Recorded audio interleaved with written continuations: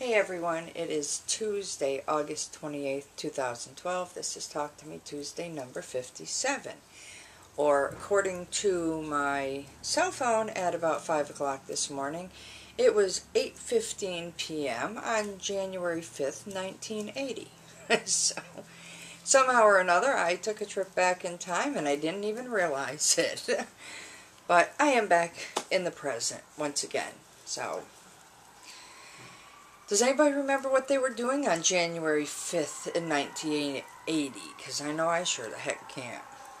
Anyway, not too much to show. I did a separate video to show Oaf and Jen's prize package, so you can look for that separately. I was not going to try and combine the two. It was easier to get that one done and then, do this one. And I have some fuzzy thing floating in front of me. And no, I haven't lost it yet. But after this weekend of work, just about. And there goes my wonderful telephone. I'm not answering it. Let somebody else get it. Anyway, adventures in paper piecing. I only managed to get one thing done this week. I showed a pattern called the Wingless Wyrm that I purchased last week, and that was the one I did. And hopefully I'll get the whole thing in. Here it is. I really like this. I think it came out really well. There's only one problem that we see, and I don't know if it's the way it printed out or the way it copied or if it's a mistake in the pattern. I will message you, Jennifer, to let you know, but right here looks like a piece should be the worm instead of the background. So Sasha and I were looking at it, we're like, that looks like it should be part of the worm. But it printed out as part of the background. But that's okay, I like him anyway. There he is. I will put a picture at the end just in case any part of him gets cut off. But that's paper piecing for this week. I will hopefully get more done. You never know. I didn't really get much of a chance to work on anything at work this weekend. It was just crazy. I didn't really get a chance to sit down. I'm lucky I even got a chance to eat Saturday night. One of the girls took some time off, and the people they sent in to cover, horrendous. Absolutely horrendous. They shouldn't be in this line of work. But, so anyway, spent some time at the emergency room with my daughter last Wednesday. So, she's looking at having her gallbladder removed because of some issues there. We see the surgeon Thursday.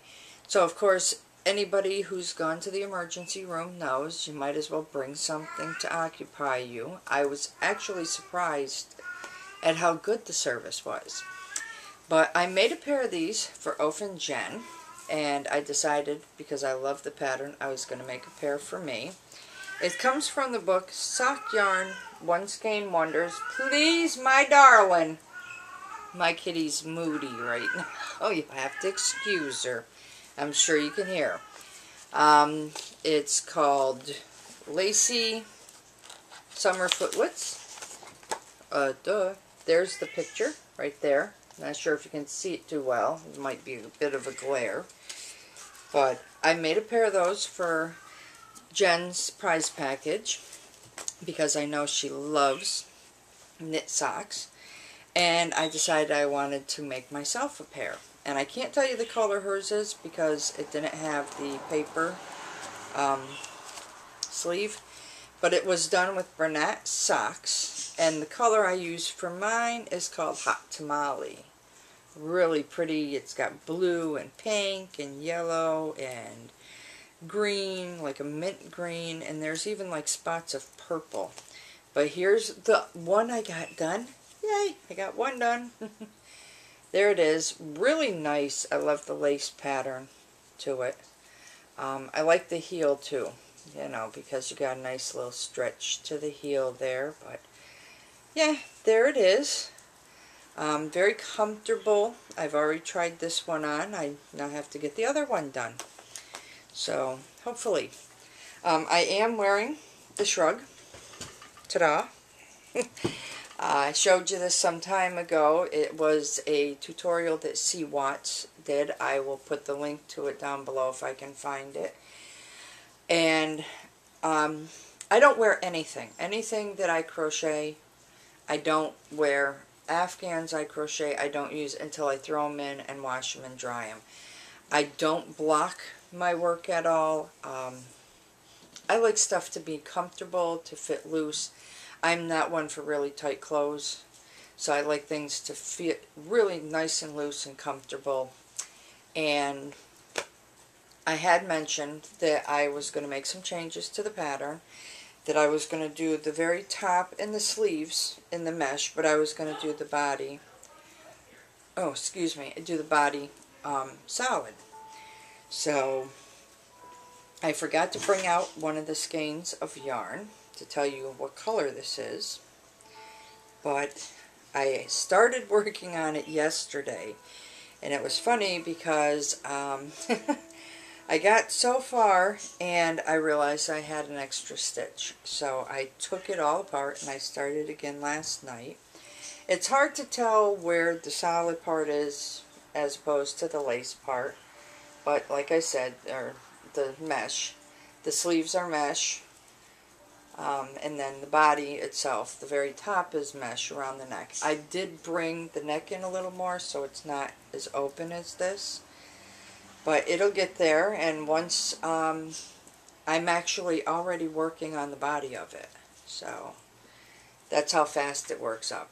And this is a really neat pattern if you want to make it smaller. I wouldn't change the stitch count. I changed the needle size because this is being done with a size N crochet hook. So if you want to do one but you want it smaller, I would not change the stitch count. I would actually change the needle, the hook size. I think that would, you know, somebody who's like really small would probably get away with like a J size hook. But it doesn't use a whole lot of yarn, and I'm actually going to make this longer because what I want, if it comes out the way I want it to, I want it for something I can just lounge around my house in. I have plenty of the muscle shirts, and this will work great for something to go over them. So, and if it works out like I like, you know I'll be buying me more yarn and making me more. So anyway, you know, I think that's about it. Like I said, the video is separate for Ofen Jen's prize package. I did send along a little something for Tackett as well, and it's not cancer, so yay. That's a good thing. He's eating better. He's, you know, a little more active from what she's saying in her posts, in her journal entries, so that is a really good thing. I'm so happy. You know, we have a lot of little fur babies around here that we take care of.